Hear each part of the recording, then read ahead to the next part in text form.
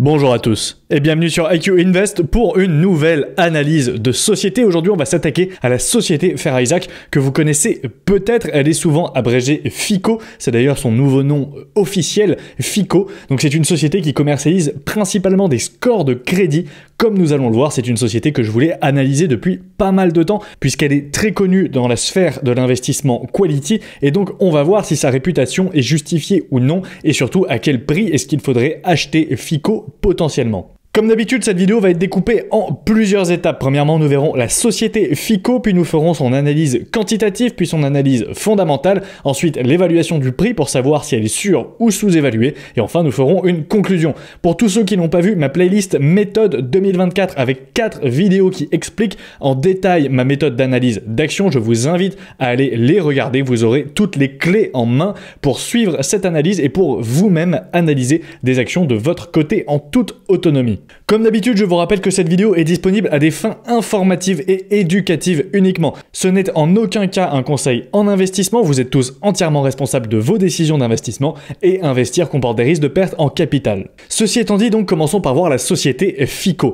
C'est une société américaine qui a pour ticker FICO, elle est cotée au NYSE, au New York Stock Exchange, elle a une capitalisation de 41,25 milliards de dollars, elle n'est donc pas éligible au PEA, elle ne verse pas de dividendes et elle est dans le secteur technologique. Vous pouvez voir également sur le graphique de droite qu'elle a fait une performance fulgurante sur les 5 dernières années avec 33,09% de CAGR, donc de taux de rendement annualisé, ce qui est monstrueux, soit plus du double du S&P 500 avec 13,18%. L'histoire de la société commence en 1956 avec la fondation de Fair Isaac & Company par William Bill Fair et Earl Judson Isaac. Donc, comme leur nom l'indique, la société vient de la fusion de leurs deux noms de famille. En 58 a eu lieu la vente du premier système de notation de crédit. Et ici, on ne parle pas de notation de crédit comme peuvent le faire Moody's ou S&P Global. D'ailleurs, vous trouverez ces deux analyses sur ma chaîne qui sont vraiment des crédits institutionnels, à savoir principalement des crédits étatiques et des obligations également de société. Ici, c'est la notation de crédit pour les particuliers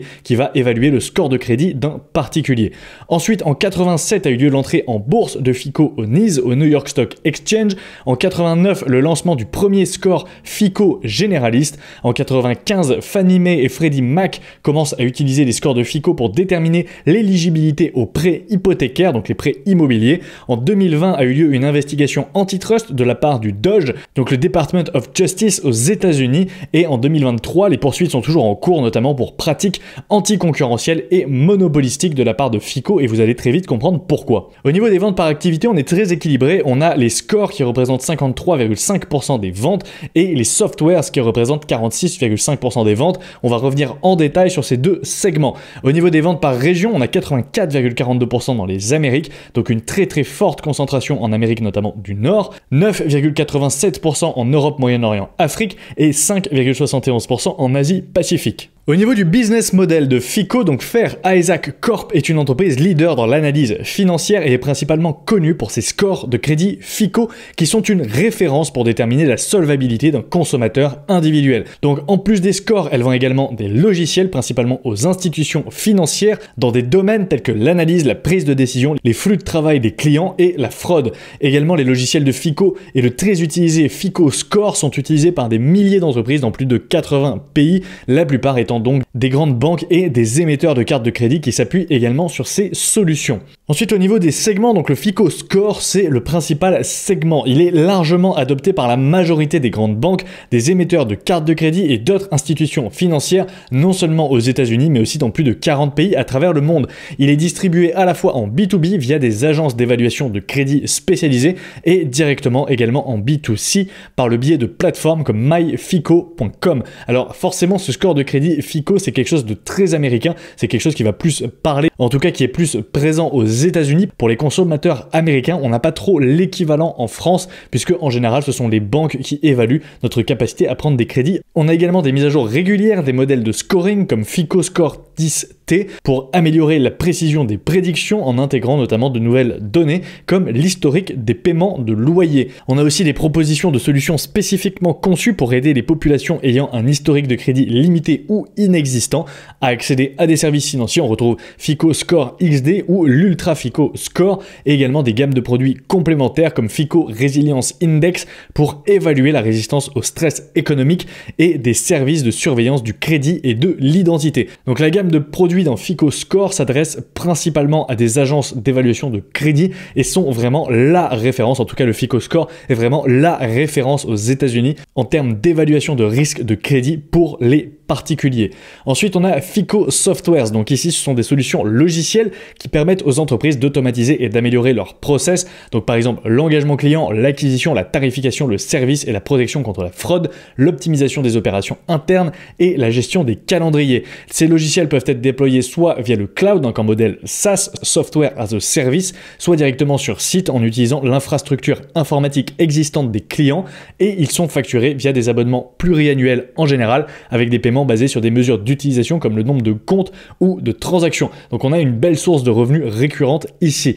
On a également le développement de la plateforme Fico Platform pour l'analyse avancée et la prise de décision avec des investissements continus sur cette plateforme pour immigrer toutes les solutions à terme pour avoir un écosystème centralisé. Ensuite, au niveau du marché et des concurrents. Alors ici, c'est assez intéressant, mais Fico possède un quasi monopole sur la notation de crédit pour les particuliers avec environ 90% de parts de marché, donc ça varie en fonction des sources. Morningstar dirait même plus de 98% des parts de marché, donc c'est monstrueux. Son seul concurrent est le Vantage Score aux États-Unis qui est développé par 3 sociétés, Equifax, Experian et TransUnion, qui a été lancé de mémoire en 2006, et il possède environ 10% de parts de marché et est clairement à la traîne derrière le Fico Score. Mais par contre, sur le segment Fico Softwares, c'est une toute autre histoire puisque les concurrents sont très nombreux et dépendent notamment du type de logiciel commercialisé. On peut citer Experian, TransUnion, IBM, Oracle, ACI Worldwide ou encore l'allemand SAP.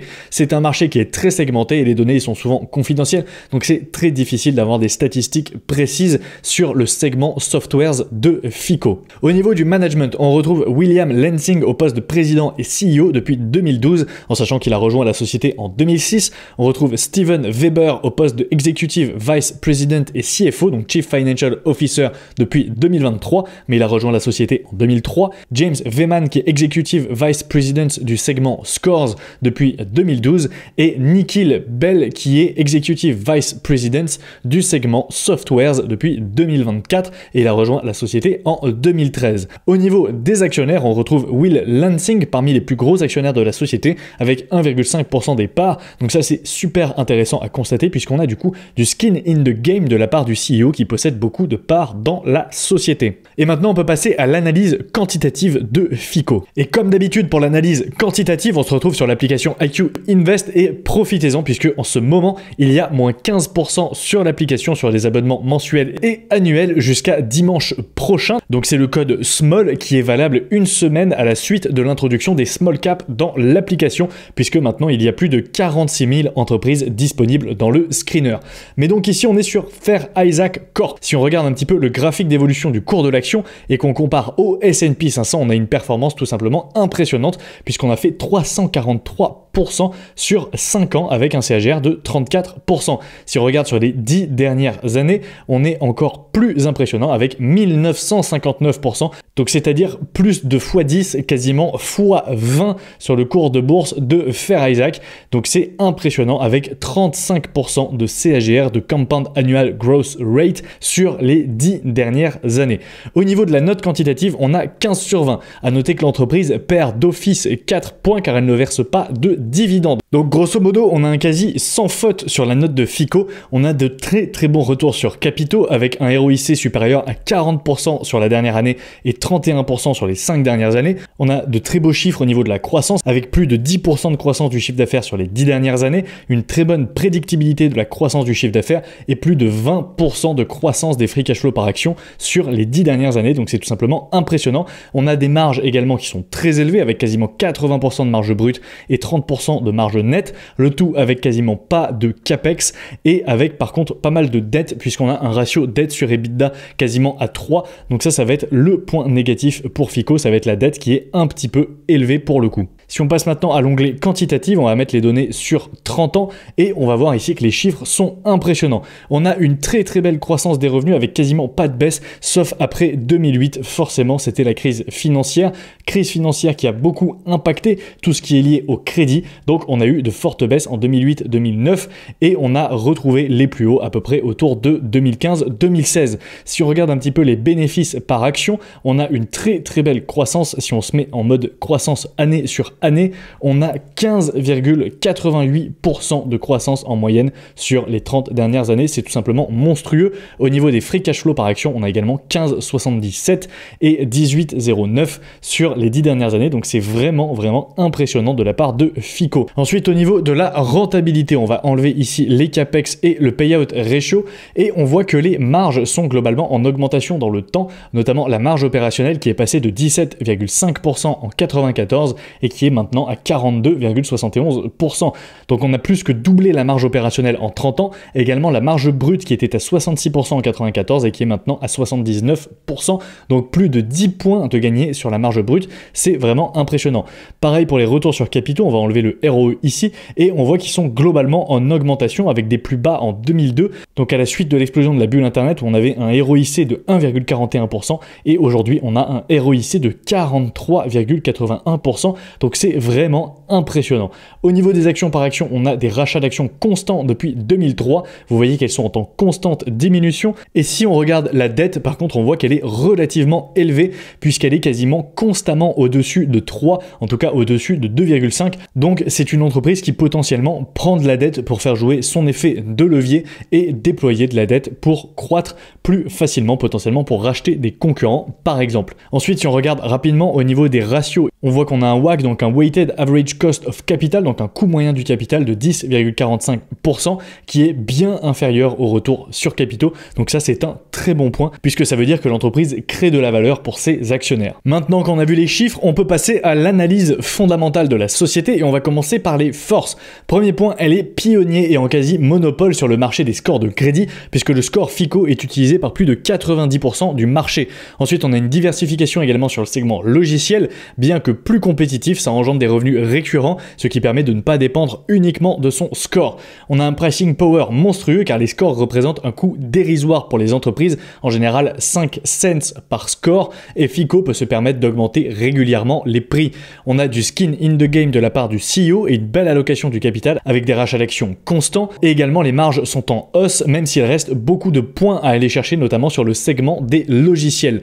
Au niveau des faiblesses, forcément, on a une forte dépendance à son score FICO, puisque s'il venait à devenir obsolète pour une raison X ou Y, ça impacterait fortement FICO, même s'il ne représente que la moitié des revenus, environ 50% du chiffre d'affaires, le FICO Score contribue à plus de 75% des profits. Et ensuite, à l'image des sociétés comme United Health, qui possèdent des quasi-monopoles sur des marchés sensibles aux États-Unis, FICO pourrait être la cible de revendications diverses, mais également d'investigations de plus en plus fréquentes. Au niveau des opportunités, on a de plus en plus de particuliers qui font appel au crédit, que ce soit pour l'immobilier, les cartes de crédit ou encore les voitures. Le développement sur des marchés hors États-Unis qui représentent aujourd'hui la grande majorité de son chiffre d'affaires, rachat de concurrents spécialisés dans les logiciels pour augmenter son offre et diversifier ses revenus, et également intégrer davantage l'intelligence artificielle et le machine learning dans ses algorithmes pour améliorer la précision des scores et la détection de la fraude. Au niveau des menaces, on a forcément une récession économique impactant la demande des particulier pour les solutions de crédit.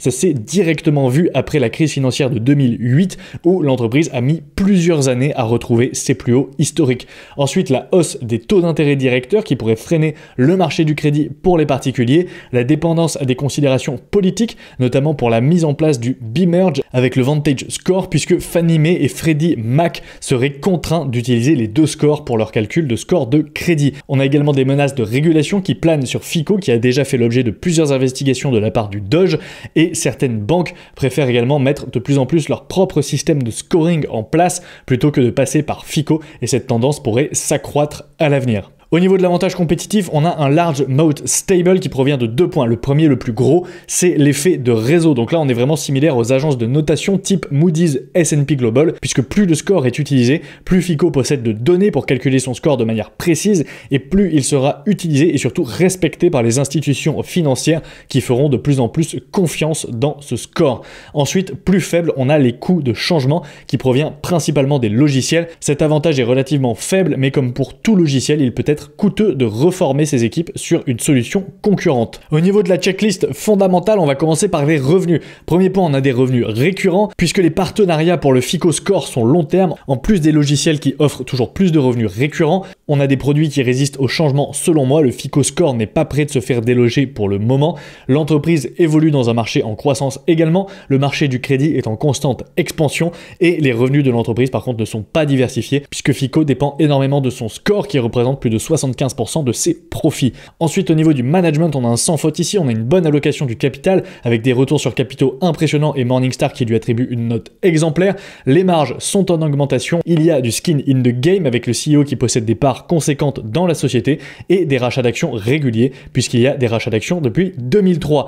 Au niveau de l'avantage compétitif, on a également un sans faute ici, on a une grande nouve stable attribuée par Morningstar et également l'entreprise est leader sur son marché puisque FICO possède plus de 90% de part de marché sur les scorings de crédit et ce qui nous donne une note de 18 sur 20, donc une excellente note fondamentale pour FICO. Et maintenant on peut passer à l'étude de la valorisation et vous allez voir que là pour le coup ça fait plutôt mal. Et on est de retour sur l'application IQ Invest ici et j'ai choisi les free cash flow par action pour FICO et vous voyez qu'on a un nouveau mode d'évaluation qui a fait son apparition, ce sont les ventes par action qui sont notamment très pratiques pour les sociétés qui ne sont pas rentables ou en tout cas rentables depuis peu d'années avec pas suffisamment de recul. Donc je pense notamment à Amazon ou encore Uber par exemple qui sont intéressantes à évaluer via les ventes par action. Mais ici donc pour FICO on est sur les free cash flow par action. J'ai choisi 18 en pourcentage de croissance pour les 5 prochaines années. C'est légèrement inférieur à la croissance médiane sur les 10 dernières années et ça me paraît cohérent par rapport à l'historique de la société en sachant qu'elle a fait 15% de croissance en moyenne sur les 30 dernières années et 20% de médiane sur les 10 dernières années avec à peu près également 18% de moyenne sur les 10 dernières années. Donc 18 me paraît être un chiffre cohérent pour FICO au vu de son historique et j'ai choisi 38 de multiple final. Ici pour le multiple final, vous voyez qu'on a 31, quasiment 32 de médiane sur les 10 dernières années. On a 62 actuellement de price to free cash flow. Et si on regarde le graphique d'évolution des ratios de valorisation, ici on a sélectionné le price to free cash flow. On voit que la médiane à 5 ans est de 35,29 et que globalement les price to free cash flow sont quasiment constamment au-dessus des 30 avec aujourd'hui des niveaux de valorisation qui sont assez impressionnants. On a carrément presque atteint les 100 en multiple de valorisation fin novembre, début décembre 2024. Donc globalement, je pense que la société pourrait s'échanger à 38 de price to free cash flow d'ici les 5 prochaines années. Donc ça c'est mon hypothèse qui me paraît plutôt conservatrice et on voit qu'on a un prix juste de 1375 $. Donc on est encore loin des 1700 $ d'aujourd'hui. On est également très loin des plus hauts puisque l'entreprise est allée taper quasiment les 2400 $. Donc c'est vraiment impressionnant. Si on achète l'entreprise au prix actuel de 1732 $, on a un rendement estimé de 6,95% par an, ce qui est plutôt faible. On est carrément en dessous du S&P 500 avec une marge de sécurité négative de moins 30% et donc il faudrait acheter l'entreprise 1375 $ pour avoir 12% par an de rendement sur les 5 prochaines années.